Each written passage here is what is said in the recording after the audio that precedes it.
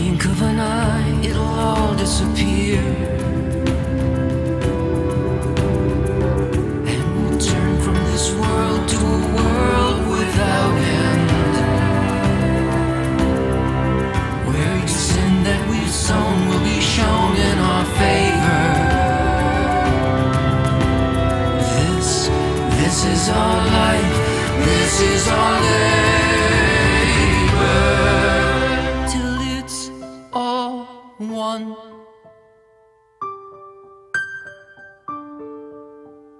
All is one. And it's all one. The light and the darkness, the sweetness, the sorrow, it's all one. The good and the bad, what's past and tomorrow, and it's all one. The near and the far, revealed and concealed in us, all is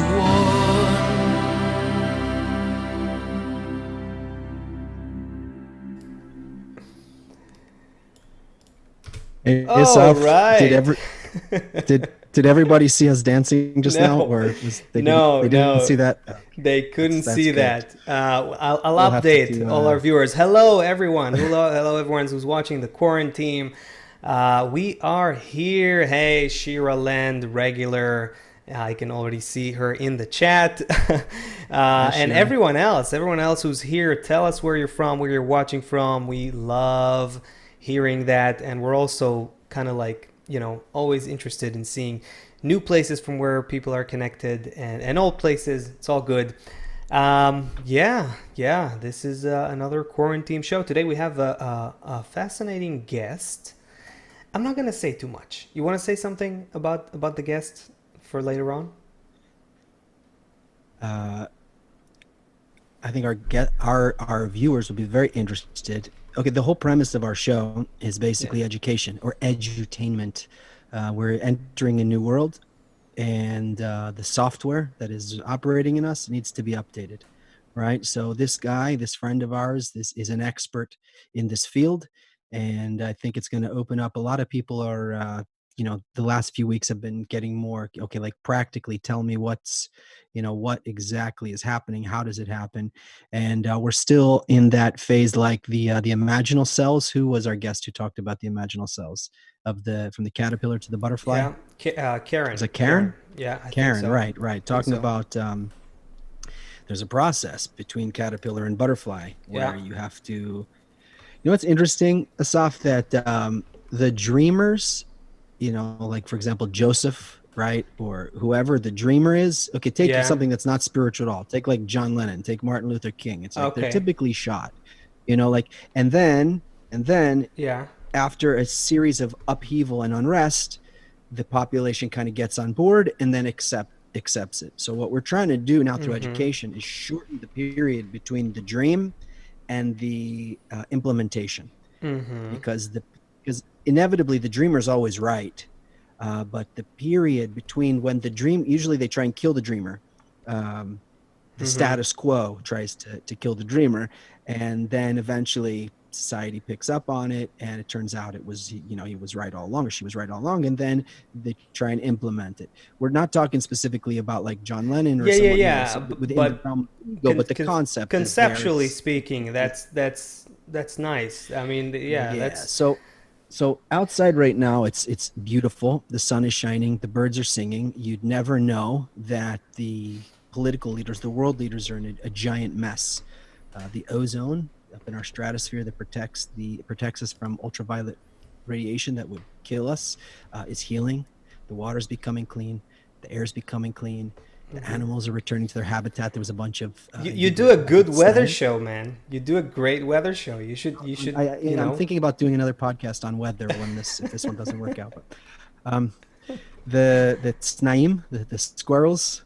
So by the way, Asaf is in Israel. I'm over here in New Jersey. Okay, the squirrels are running around outside, and the whole world, the natural world, seems to be taking care of itself and healing. But the world leaders are in a really, really big mess.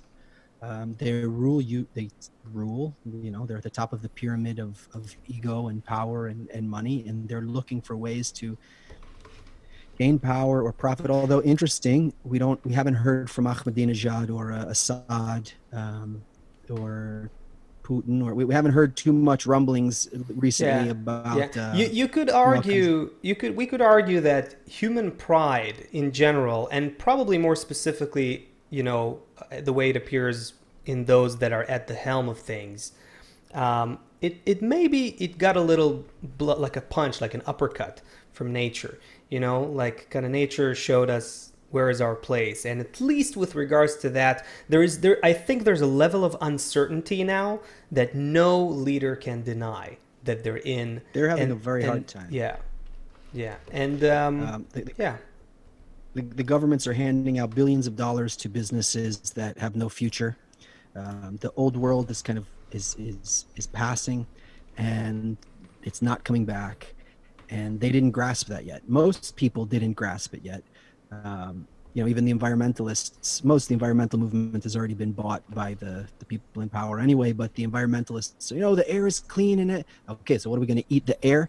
It's like we talked about it. Like where is the UN? Where are all these people now saying, no, don't go back to your old ways. Look how clean everything is.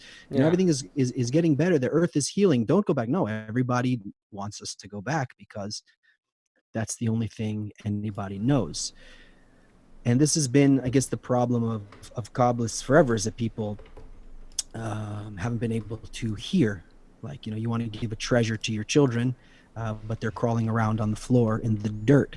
So you have to wait until I think older. It's even today kind of even more than that, because leaders and people and are able to see. Everybody knows that this coronavirus is not a phase that happened and that's it. It is gone. No. You think everyone realizes that? I think that everyone knows it, but the problem is that, again, we don't know what to do about it. So all we can try to do, I'm talking like in the name of those who are leading things, is just try to go back. Just try to go back. What can we do? Keep stopping. Keep stopping. It's like it's this situation, and it's interesting. Take a look at this. There's a bunch of here's a few headlines I saw. There's a bunch more of them, but I'll just show a couple, right? So here is some of the things that you'll see on various news sites now, right? New report says coronavirus pandemic could last for 2 years and may not subside until 70% of the population has immunity. Here's another one. Scientists say COVID-19 might come back again soon. Here's what to expect. Here's another one. Expert report predicts up to 2 more years of pandemic misery, right? So basically, it's not like everyone is saying that it's done. No, typically most of the scientists today, the experts, the epidemiologists, etc., they're saying it is far from being over. And yet at the same time, those who are, the leaders who are trying to see what to do, they're trying to bring the world back to normal as soon as possible. So you have this paradoxical situation that's happening right now. I don't even blame them. I mean, because I don't think they know any better. Yeah. They have no other programming, no other education to imagine. And also it goes against what they perceive as their self-interest. It's like the kid who's like kicking and screaming, and you're just trying to like help him. It's time for him to go to bed, and he's kicking and screaming, and you're just holding him and holding him and holding him. And then finally he gives up and he just puts his head in your shoulder and just relaxes, and everything is fine. It's like that's kind of that throw that the leaders are in. Now, they don't understand there's this huge force that and now it's coming to the whole world. That's what's different about this than any other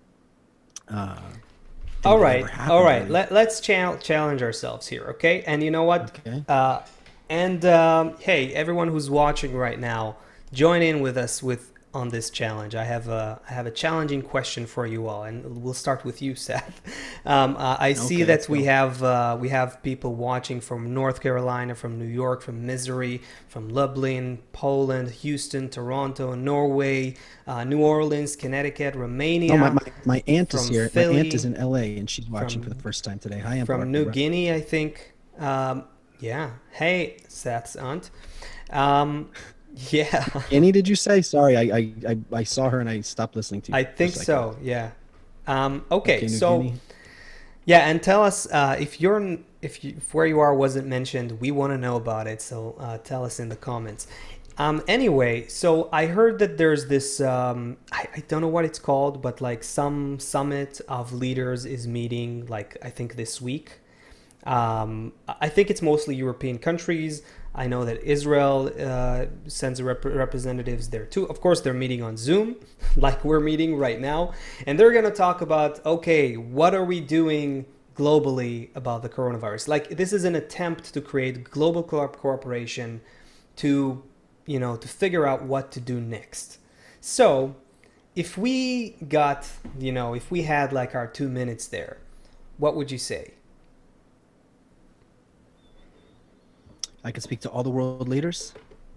Those who are there, let's say it's everyone. I think it's mostly European countries right now, but yeah, make it everyone. You got it. Okay. You have their ears Um, for 2 minutes. I'll well, help we you start. developed to a. Okay, thank you, because you're really putting me on the spot here. You want me to solve all the world's problems in 2 minutes? Okay. Yeah, So, exactly. Be a good Kabbalist and make it fast. yeah, okay. So, uh, the good connection. So it's not about a political system. It's not about a certain kind of economic system. It's not about certain kind of healthcare system.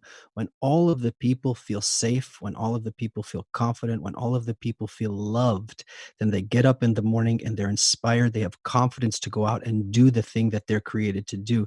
The people who want to take care of the homeless can take care of the homeless. The people who want to heal sick people can heal the sick people. The people who want to create content can create content. The first thing we need to do is give people a feeling that they belong together, that we on earth are one family.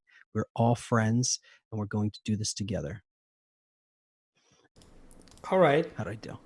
that's a start. Sounds naive. I Okay, mean, I need more than 2 minutes to kind of Okay, so I'll to get take it it in. from But there. okay, I'll say, you're and it may you're sound first. naive what my, associate here, Seth, just said, but let me tell you that it's naive to think that we can go back to normal. It's naive to think that we are not changing. It's naive to think that we are stronger than nature. Everything that we thought works turns out to not work when nature, just with a flip of a finger, changes everything. So guess what? We have to change. Now we have to start thinking about what does it mean to change. We have to start thinking about whether everything we've done before is actually necessary for us to have a great life on this planet.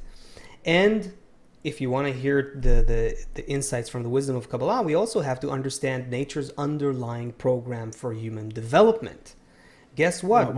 It's a good, yeah, well, it's a What? good time. Why don't you tell us what's nature's underlying plan for human development? Nature wants to evolve our us into a deeper level of connection. That's it. We had the old program was that we live together, 8 billion people in one world, and we kind of like just make a living off each other. We try to just do whatever we can, exploit each other, exploit the planet on the way to getting well-being. And we had all kinds of systems and regulations in place that basically didn't do anything with regards to changing or deepening our relationship with each other and with the planet. We just let each other just work according to our nature, and our preliminary nature is egoistic. So the result was that we had egoistic systems, egoistic economics, egoistic educational systems, egoistic Egoistic politics, marriages, egoistic egoistic everything. schools. Exactly. And what the result is that we didn't have a great life. That's on the individual level. Most people weren't very happy with the economic system, with, making ends meet and being in a survival mode all the time. Just, spending most of their life in a job that they don't like being in. Sure, it worked for some people, mostly for, those at the top who are really the winners of that egoistic game. But for most of humanity, it didn't work. Now, that's on an individual level. But at the global level, it's no secret that we went completely out of balance with the natural system. It's no secret now that nature is like, it's almost gasping for air now with this coronavirus. What you said before when you gave us this weathercast. How the nature is healing itself. Nature needs to heal because we hurt it with everything that we're doing. So maybe we can come back to the world with a new attitude, with changing our program, looking for how can we be more considerate of each other so that we can all have a good life on this planet without ruining it and, continuing to destroy it and pollute it. Maybe we could start thinking about that. So, Saf, I'm talking about this all of the time. Trying to talk about it, not so much to every single person, but I'm talking about it all the time. And it turns out that many people don't see this. They see something, but they don't see it because it's just so, what are you gonna stop everybody who's, they point out some kind of terrible crime. You're gonna take that person and make them into an altruist. Give me a break. What you're saying is unrealistic. So Sure. it is also important. It's also important to since we're talking about nature and only about nature and about the laws of nature, that nature is developed in a certain way where not everyone is going to get it at first. But this coronavirus is the first touch from nature to humanity. And what we see is that there will be subsequent more what's the word I'm looking for? The next nature virus. Nature is a relentless force. It's inevitable. It's immutable. We're not going to change it. And Right. if you understand where it's going to push us to develop different kind of relationship with each other and with nature. So there'll be a second virus and a third virus, and if who needed, else, sure. Right. So what we can do is that we can begin to already, the ones who are starting to see the next step, can begin to see it like this, can begin to feel already what the new world can look like. And in order to do that, Asaf, we need the right kind of education. So why don't we take this opportunity to segue into our guest? And are you inviting him into the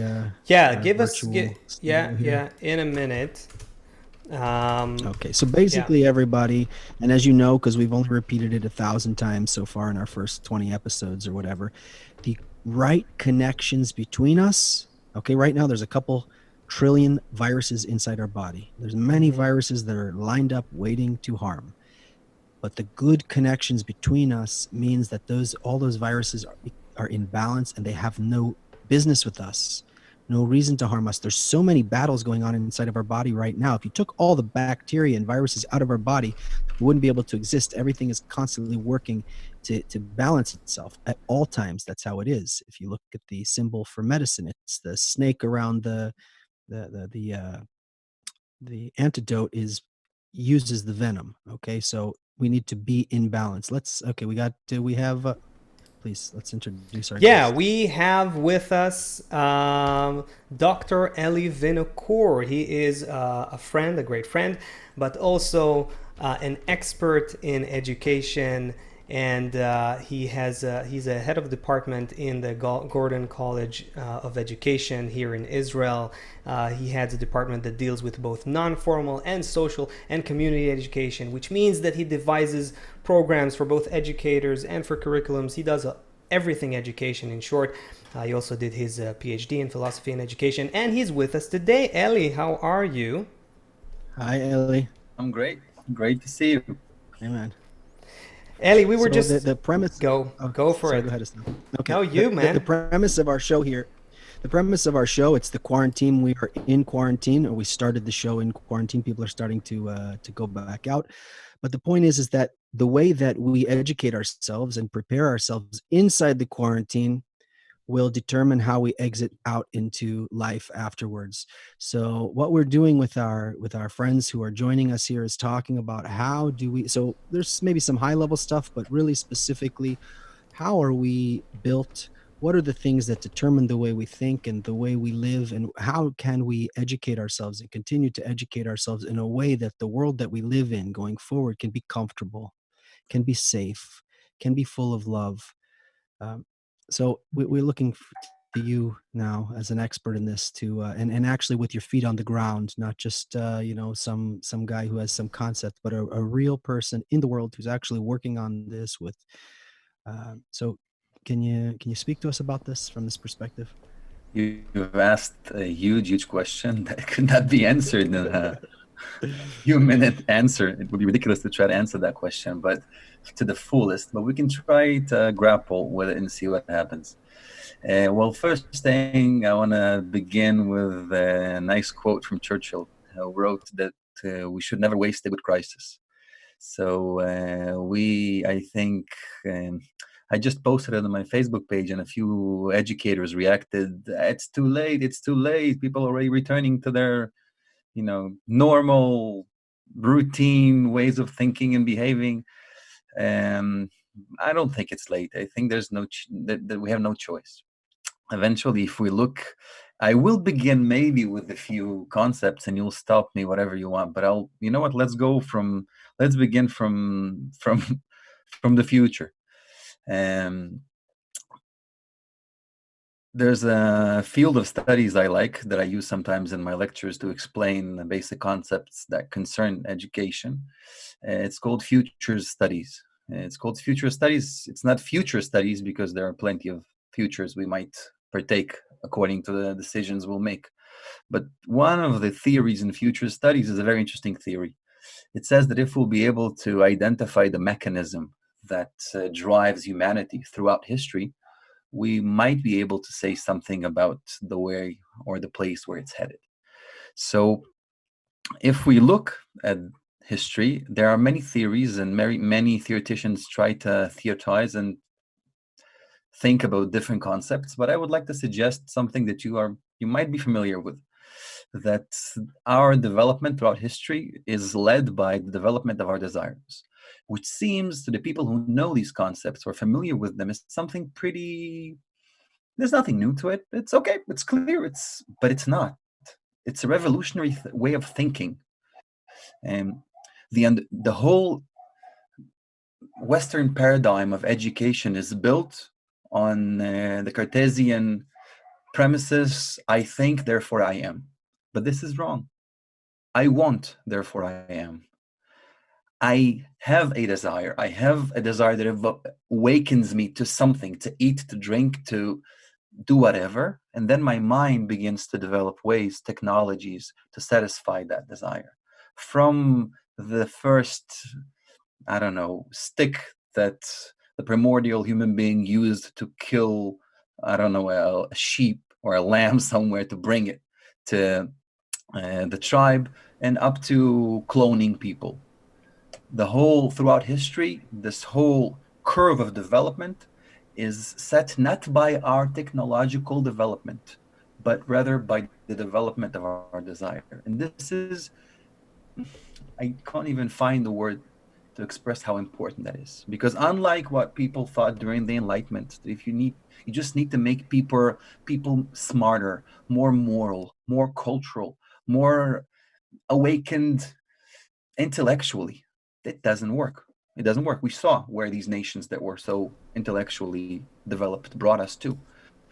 And this is a mistake that is done every day in classes also. And I'll bring it in a sec to the crisis that we're in today, because it's all connected. One of the biggest mistakes that happens in today's system of education is that people are too much, or educators, or the people who are in charge of the policymakers and so on, they're too much They're too concerned about what we're feeding the children with or ourselves with, what we're fulfilling ourselves with, and not with having a desire for that. Since when I'm satiated, what usually happens, Asaf can know, Asaf likes to eat as much as I know, pretty much. When Asaf is satiated, you can see that he's gradually falling asleep. Or when he's satiated and you try to shove in another burger, Largely true. Asaf might be able to handle that another burger, but sometimes you might return it to the person who tried to shove it into yourself. And that's what happens to children in the system of education. When you try to shove in and you don't work on the development of the desire, on developing a need, a lack, an empathy, an understanding of why the hell do I need that? The first question I was asked when I entered the classroom, when I was a young teacher in the system of education, after completing a very prestigious teacher's preparation diploma, entering the class with a huge desire to change, two children approached me. One said, look, I didn't take my Ritalin today. I didn't take my pill against that might calm me down, so be careful. And the second one said, why the heck do we need all this? Why do we study? Why do we need that for? Oh, man. And what usually I would say, go and ask mommy, doesn't work. We have to actually, these are the things that are the most important in education. How to bring up a desire. We're not bringing up a child, we're bringing up a desire, not his mind. If I have a desire, if I have a lack, if I'm curious, then I want that burger, that knowledge, otherwise it doesn't work. The same thing applies to the development of humanity. I have here a small sketch I'd like to show you. Can I share it? Asaf, yes, can I please. share it? Yeah, you can. It's a free Zoom. Yes, I can. You can go ahead and share. But maybe you see that? But Eli, maybe just I don't want to stop your flow here, but there is a question from Shira Land here, which may be very relevant. She asks, first of all, you're talking to people from all over the place, from North Carolina, from New York, Missouri, Lublin, Poland, Houston, Toronto, Norway, New Orleans, Connecticut, Romania, Philly, Israel, Quebec, Canada. So you're talking to people from all over the world right now. And so she wants to ask you, how exactly do our deepest desires facilitate lasting change? Maybe it has to do exactly with where you wanted to take this. So go ahead. Yeah, I think so. That's probably what I'll do, and I'll try to answer as I go. And if I won't, then just bring me back to the question, and we'll try to answer that again. And what I'm sharing with you is a sketch drawn by Professor McAfee from MIT. It's a pretty old one. It's dated a few years ago, but what's important here is what he wanted to show, and I will beg a small differ regarding the reasons for that. What you see before you is when you will have, I don't know, when you're having a dinner with friends and you want to discuss for some reason, which was the event that changed humanity the most throughout history. Okay. And you will compile the answers. Most of the most common answers are in gray here. It's Jesus, it's the Ottoman Empire, it's calculus, it's the Renaissance. Some say Abraham, not many, but some, throughout history.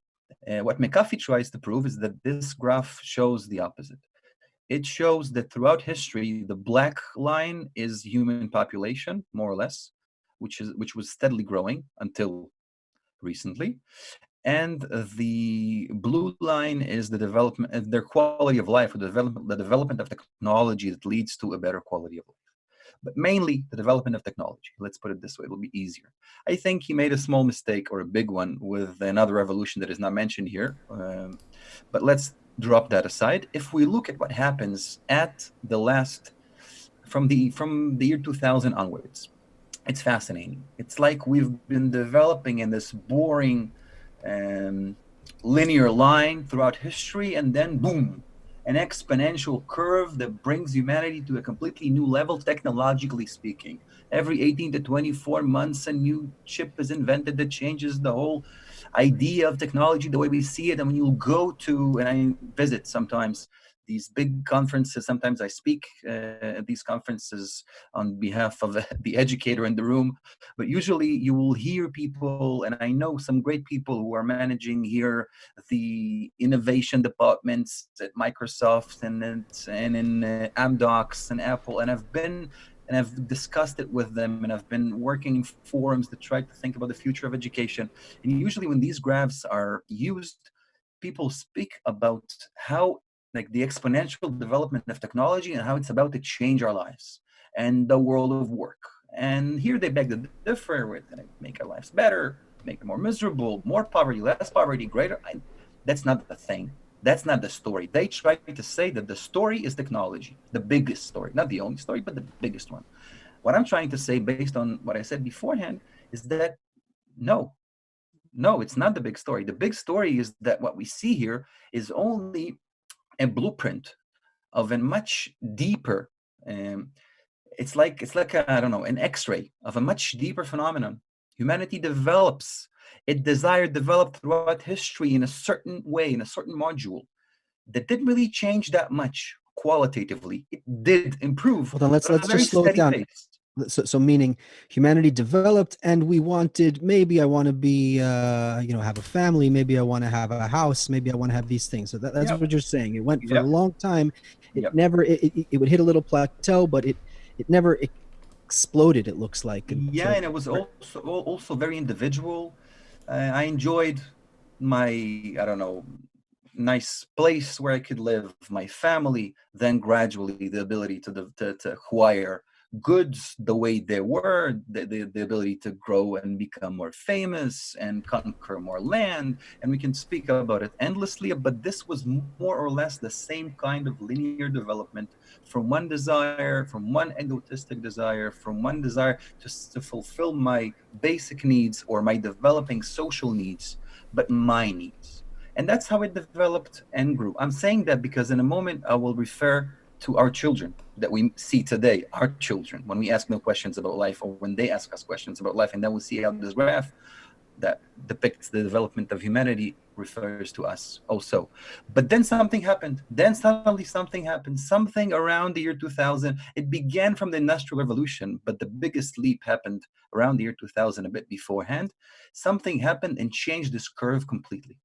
An interesting thing that happened simultaneously is that also humanity began to enter into a phase of an ever-growing crisis that develop in different spheres that we can no longer solve like we could in the past.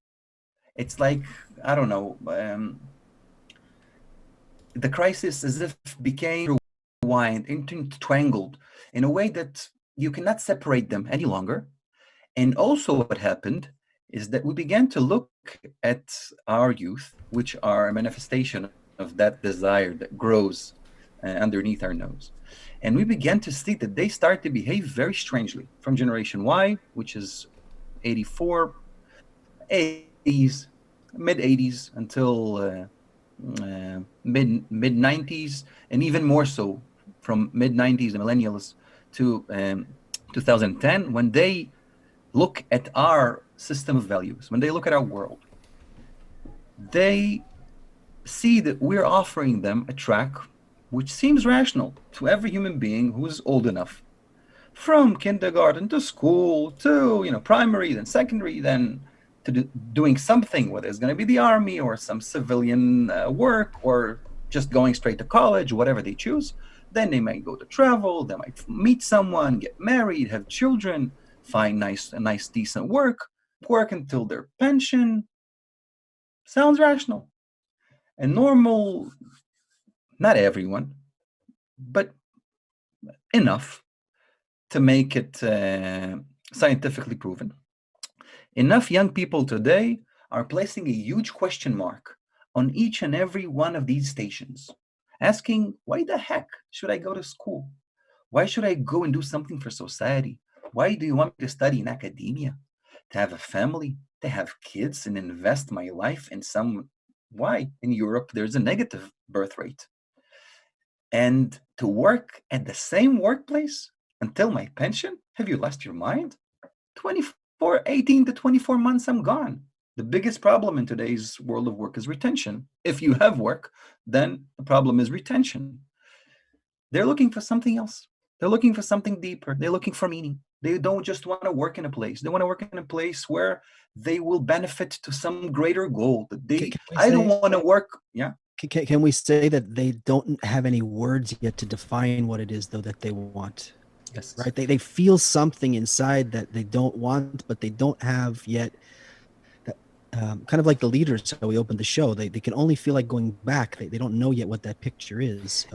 And you're saying that what we see on the graph and everything that happens on the surface is just on the surface, right? It's just on the surface. It's only consequences in your view. You're seeing a deeper evolutionary process that's happening here, and that's what you're describing, really. What also happens, that's also interesting on the global level, is that the more we become the more our desires grow, we want to enjoy life more. And this brings us to a very natural and correct understanding that we can enjoy more from one another. Not just from that, I don't know, coat that I have or fair coat that someone looks at me and says, wow, it's great, I honor you for that, or for even the, I don't know, the kingdom I have, or the goods I have, or the money I have. And now we've gradually from within, it's a developmental mechanism. I heard you were talking about nature beforehand. We can talk about that also later a bit, about how nature develops, educates a human being to develop. But you can see a very natural process that happened. There's a big debate when it happened, whether it was at the end of the 19th century, whether it was in the middle of the 20th century, whether it was only the 80s or the 90s, but still something happened, and we understood that we can benefit much more from each other, and thus we've connected. A very known sociologist, Manuel Castells, writes that we wanted to use this connection for our benefit, but somewhere on the way we've lost control. And thus we became so connected and so intertwined because we understood that we might enjoy much more from our interconnections, financially, politically, from every possible aspect, that we've connected to such an extent that it's inseparable now. The problem is the connection also has a price.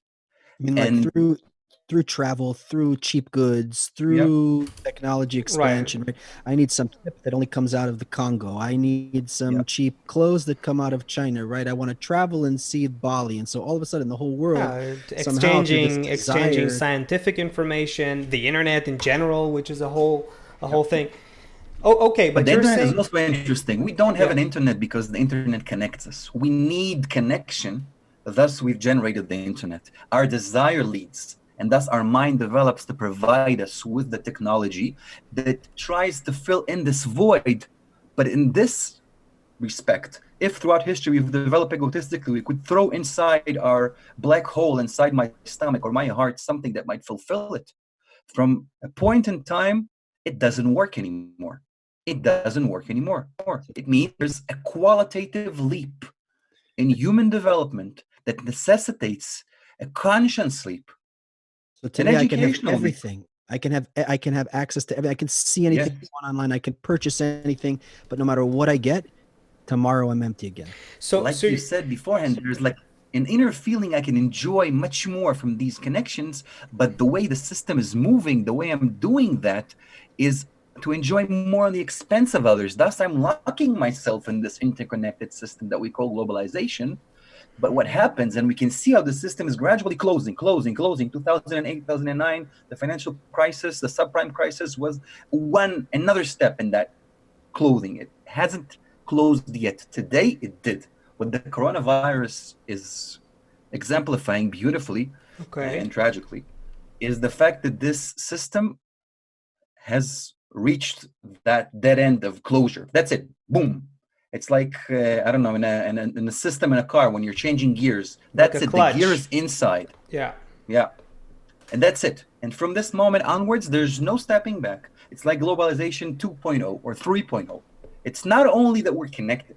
We're so connected that now the last person, whomever, who couldn't care less about me living in Israel, can make me sit in a quarantine in the middle of my house and lose, and billions of people, I don't know, a billion and a half, maybe 2 billion might be losing their jobs. We don't know the numbers, but it might reach there. These are unbelievable numbers, right? And I this saw means, a headline that said 1.6 is a yeah. recent prediction. Yeah, 1.6 billion. Yeah. So this has to force us to rethink life, because just like when I start having children, okay, I have them. Now I need to do something with myself to be able to provide for them. They Right. make me into a family. So now we have that connection. That's a fact. I cannot close my eyes like my small daughter is doing sometimes and saying you're not this and say you're not here. I'm here. This is here. These are things that will have to make policymakers to rethink everything: finance, the economy, the climate crisis, the political interconnections between people, education today. We have a great opportunity now in education, a huge opportunity. When children are gradually, there are 5 or 6 countries now in the world where children are starting to get back to schools. And they're starting to get back to schools in a very interesting way. They're returning to schools in small numbers. They have a few educators. The reason is the quarantine, but it is the implementation of every parent's dream. There's a small group that educators can work with, and there's no pressure because we're all in this process of gradually returning. We just want to gradually return. No, that's it. That will be enough. So everything is ready to provide us with the conditions of developing, of working on what's important in education, which is not the knowledge, as we've said beforehand, is that ability to develop a mutual desire. And this will, I think, close what I said until now, and then we can move on if you want, whatever. What we've saw is that the crisis today is in the fact that we have an exponential development that demands us to think about solutions that are systemic. It's not a linear development from one desire to another desire. There's such a connection, such a, like, as we've said, globalization 2.0 or 3.0, that now every decision I make has to take into account the good of the others or the benefit of the others. Or even if we would leave this thing that might seem very nice or very philosophical, on a practical level, an expert today can no longer be an expert in one field. You have to be an expert in many fields because everything is intertwined. And as long as we're trying to develop expertise in one field, then they will fight with one another, like it happens in the US, So in Eli, hold England, on. in So Israel. we're talking about the development of the desire. That's very, very clear from, and I've been drinking everything you're saying here and paying attention closely. So humanity, we're saying, is developing not because, okay, now we think and now we think about this, then we Yeah. can do this and we build an internet. No, it comes from the human desire. The human desires something, and then from that, we figure out with the brain how to create something in order to fulfill that desire, right? Right. So now there's this new desire that's awakening inside of people. Most people, well, it's still kind of quiet. Most people understand that something is not right about the world they left, but it still doesn't have a clothing. There's no, people don't see yet, because when we start to talk about what it would look like to live in a world where everyone is friends, or where people care about each other, or we're not exploiting the earth and exploiting each other, it sounds ridiculous. It sounds like you're talking to some utopian minded 18-year-old or something. So how do we, okay, so the desire of the kids that you're talking about from the 80s, the millennials specifically, is changing, right? They don't need to build the big business, go to college, retire, and then die. There's something else. You're saying they want some kind of meaning or something. How can a person, what do you do with that desire? Because otherwise you're going to go out and you're just going to exploit again because you don't understand how to use it right. I'll close. I'll close what I think you'll be able to give some kind of an explanation. This desire manifests again in that understanding that we can draw much greater benefit from the connections between us. That there's an abstract pleasure that one can feel from a meaningful connection with someone else. When you work with youth, and when you work with youth at risk, you can feel that it's on the spot. Once the biggest issue is trust, that they're losing trust in the system and people and everything. Once you're able to recreate that sensation between them, and by creating a dynamic between them, of a conversation, a safe space between them that allows them to feel that in that connection between them, they're capable of generating an atmosphere that creates a sensation of belonging, a warmth that I've never experienced before. That people are listening to me. That more than that, when we're together, we can, we can do everything. We're stronger than everything. And that on the one hand, there's a big, very big pain they feel because of the delta between what they feel in the world and what they can feel in their group. But when they do feel that in the connection between them, when you do able to facilitate such a process, you can feel how satisfied they are from it, how they run to this group back again to create the sensation once more. So the thing I'm saying is that how is it connected to education and to the graph I showed and to everything? Since our challenges today are so intertwined, and we need to start thinking systemically, and we need to be able to somehow encompass, to somehow understand these crises that are to some extent mind-boggling. This is the thing. You will never be able to perceive these challenges as an individual because they're not individualistic. They're systemic. And I, as an individual, don't think systemically. I think individually. To be able to understand today's era, today's crises, to understand the future, which begins today, you need to draw that future into the present. And how do you do that?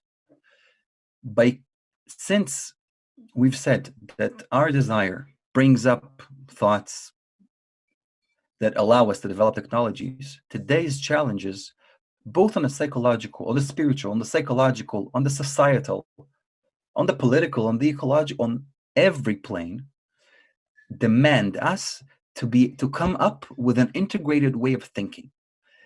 Now, how can I develop what is called in scientific terms group intelligence?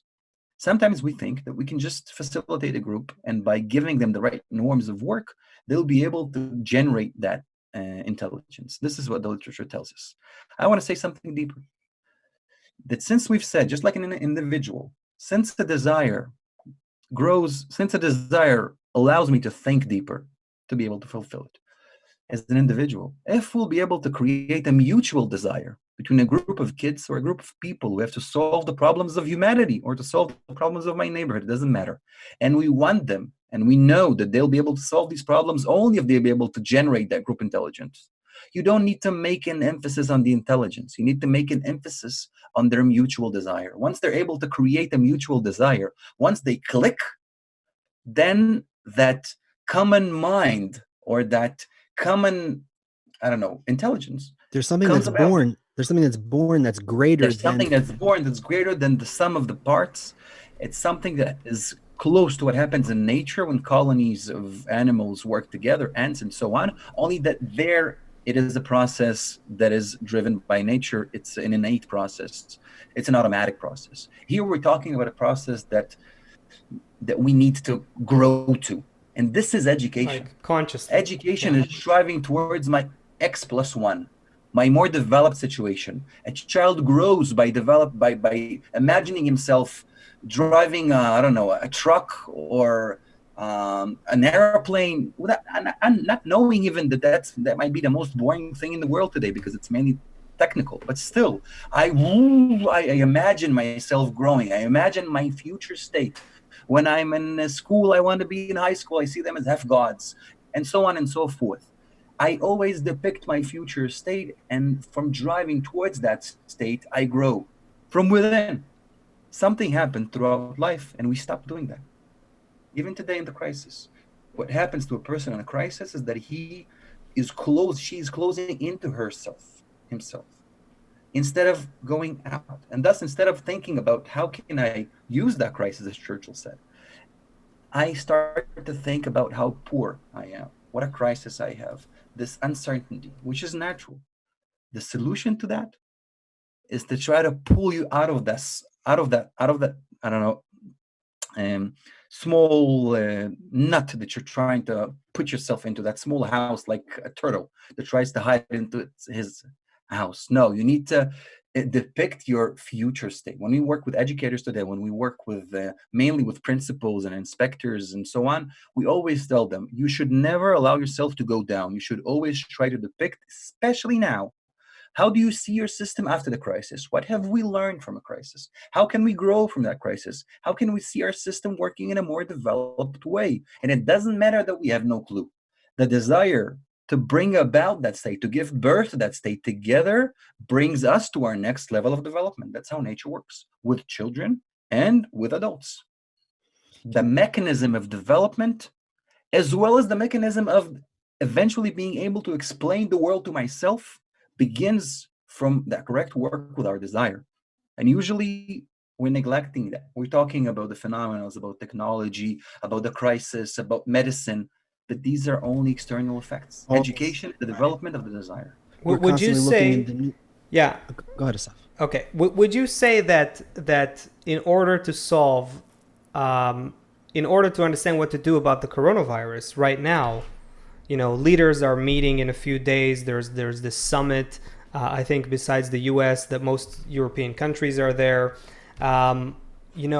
Would you say that they won't be able to come up with a solution or with an understanding of how to draw the future world without practicing some sort of connection between them, some sort of that group intelligence, that group mind you were talking about? No way, no way. Because this challenge in this virus is so smarter than the way we think. Even the virus itself, I don't know too much about medicine, but I've heard a few lectures, and it's very interesting. You can see how the virus itself works. Like there's a complete coordination between those cells. They don't enter into the same cell. They divide into different cells. They have this complete coordination, and we have a system, and thus they're able to eventually, in some cases, kill one's immune system. We don't have an immune system as humanity, not just medicine wise, socially wise. Even now, we're talking about creating a financial safety net, but there's no conversation about a social safety net or an educational safety net. A human being is eventually a social animal, a social creature. Where are these hands that we want to spread, to be able to promise an individual that whatever happens, we'll be here to catch you on our hands? This is stronger than everything. 90% of all our concerns in life are all about what will happen to me, to my family. Will I be able to provide for them? What will happen financially? Even now, people are all in this, and I'm in this my whole life, and there's tension and there's stress, even when things are normal. And that's nuts. That's nuts. Your whole life are invested in trying to see how you'll survive to eventually reach to an age where you will evaporate. It's like if That's every stupid.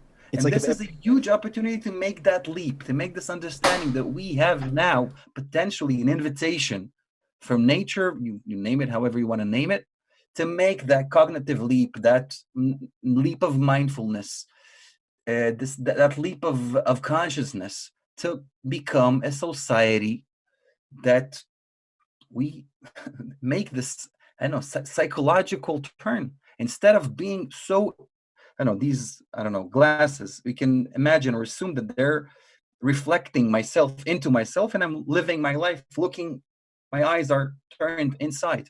Whereas now there's time to look outside. And if we'll be able to provide this confidence for each, if we'll understand that my well-being, that my good future, that my mental health, that my satisfaction lies in caring for others, and in return, they will be able to help me get rid of my concerns. They're here to help and support me.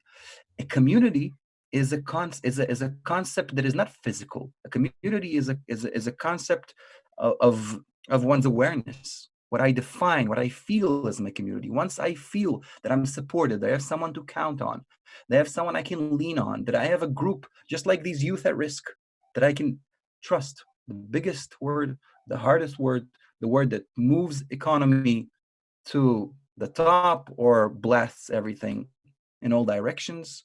If we'll be able to, that's what we lack.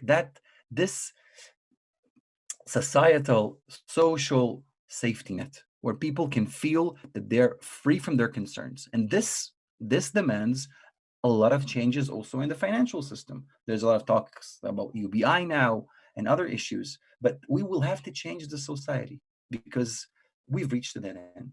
And the thing that hurts the most is that I see systems of education, and they only wish to return to the norm, and this is a big mistake. This is a big mistake, since the mechanism is closed, and when you go against nature, it hurts.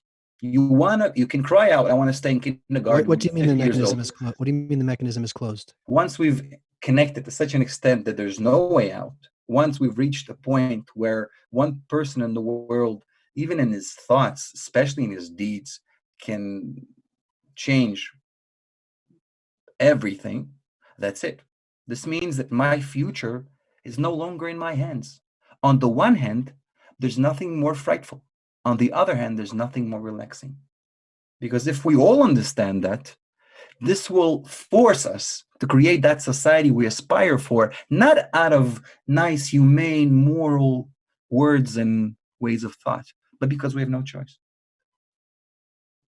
In short, if I could summarize maybe this unbelievably profound and powerful conversation we're having, if every ant, wanted to do his little ant piece, you'd have chaos. But since all of the ants come together, there's this like super intelligence to them, and we see that with all kind of species working together.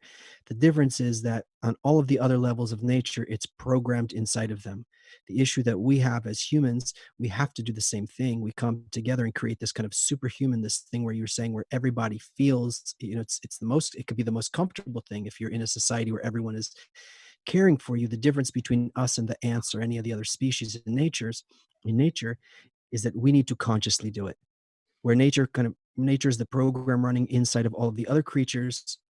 For us as humans, we have to build that superhuman together. We have to. That's kind of the Mhm. kind of the summary I was And hearing this in what and you're this saying. is an educational process. This is an educational process that we can learn from the educator, nature, how it brings, um, although it hurts, it's still gently, maybe even lovingly, although it's hard to say about nature, but in a very interesting way, you can see how throughout millennia, nature was patient enough to gradually develop us through many, many, many, many metamorphoses we went through, to eventually bring us to a state where we need to consciously um, desire to grow. And it's nothing you can force a person to do. It's education is not a process where you can just, I don't know, instill knowledge or inject knowledge into one's mind. It doesn't work. A person has to want to develop on himself. This is why we work in groups, because a group gives us a motivation and impetus to change, because we're social creatures. The same thing happens in nature now. It brings us to a point where eventually we will have to want to grow as a society to our next level, to our more connected way of living. But we have to choose that. And as long as we refuse to do that, then nature will gradually push us more and more and more and more, and it will hurt more and more and more until we understand that we have to make that leap. We have to make that leap. And this is a beautiful process where you can see that we can be educated only according to our ways. Only eventually we need to choose that. We need to understand that this is the best option from the existing options. And even though we don't know what such a society looks like, but we need to start talking about it. We need to start living that dream, because when I start living something, thinking about it, talking about it, it begins to materialize gradually into my life, and I begin to transform into that next state, even if that state is completely different than what I've imagined. And it's not socialism, it's not communism. No, it's just the next level of our human society that grows to become more beneficial, more useful, more productive. For crying out loud, a better place for an individual to grow. Let me. For We're close to wrapping up this very powerful conversation here. That it's hard to think about how to wrap up such a thing, but let me try to figuratively kind of summarize a big takeaway that I took from this conversation. So so nature is like, it's like giving us the greatest opportunity there is right now, which is to be like the children who imagine what it's like to fly a plane. And we're saying, no, we want to stay on the ground It's fun. at the moment. Yeah, it's like, no, it's like, but really, We're chopping our own wings. yeah, we're chopping our wings, and the only thing we need to do, according to, if we take this view that you've taught us, that everything develops according to the desire and everything else is a consequence, then all we need to do is have these conversations, these focus groups all around the world, these workshops, this educational, socio-educational process needs to happen so that humanity's desire can ripen to the point where we want to be in a new state.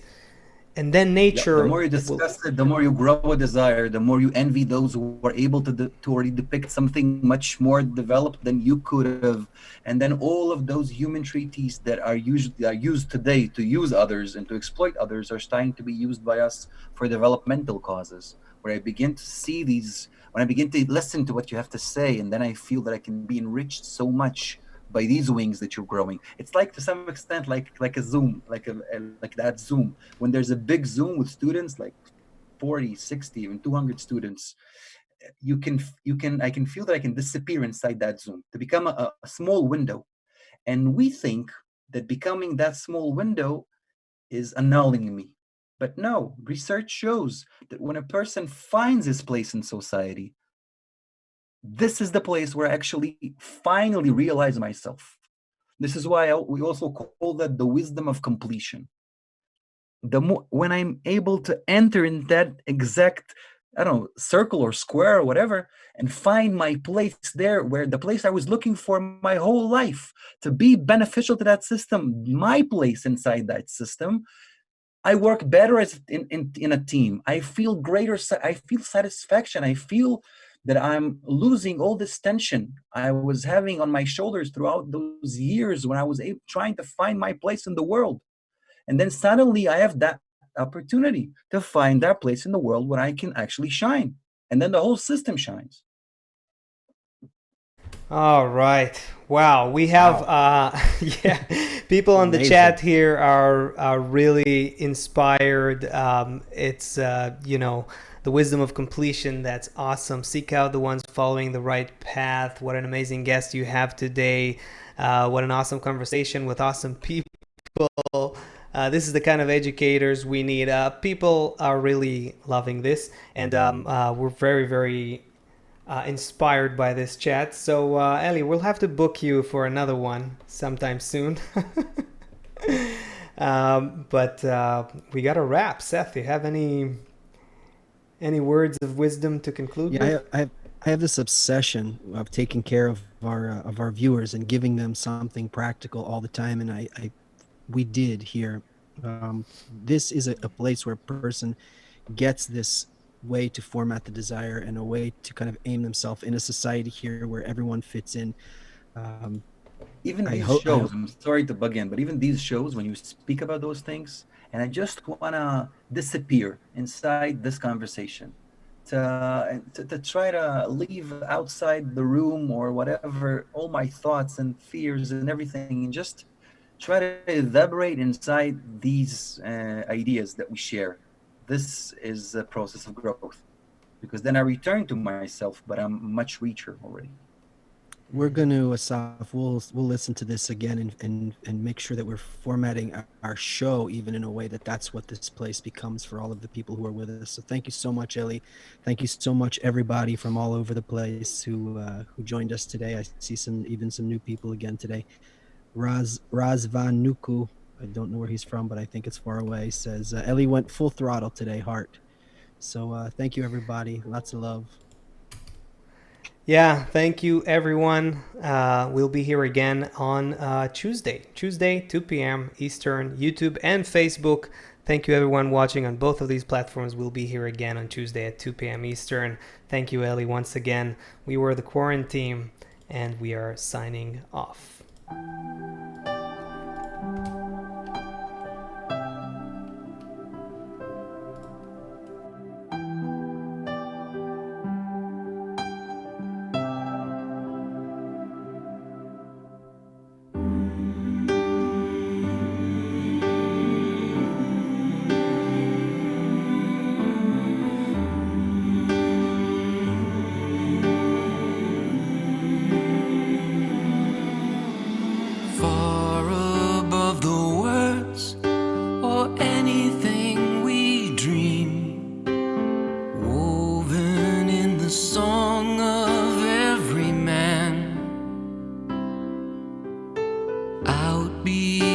the self, seen in every glance.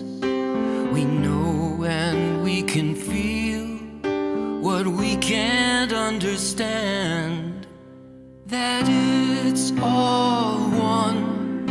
The light and the darkness, the sweetness, the sorrow, it's all one. The good and the bad, what's past and tomorrow, and it's all one. What's near and what's far, revealed and concealed in us, all is one.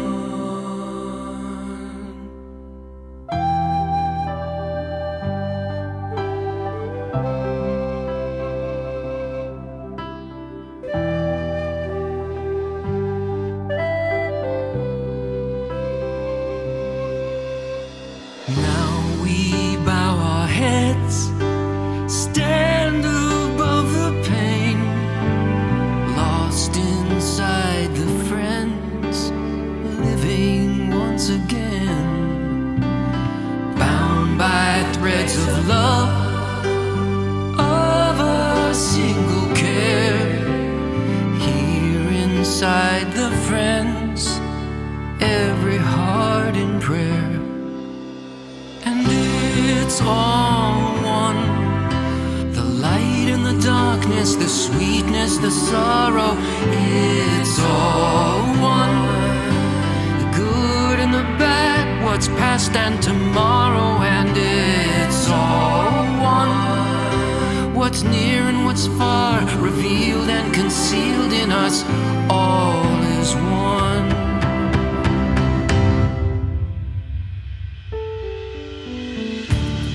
Blink of an eye, it'll all disappear,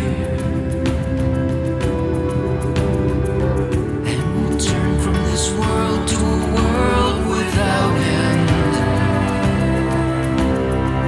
where each sin that we've sown will be shown in our favor.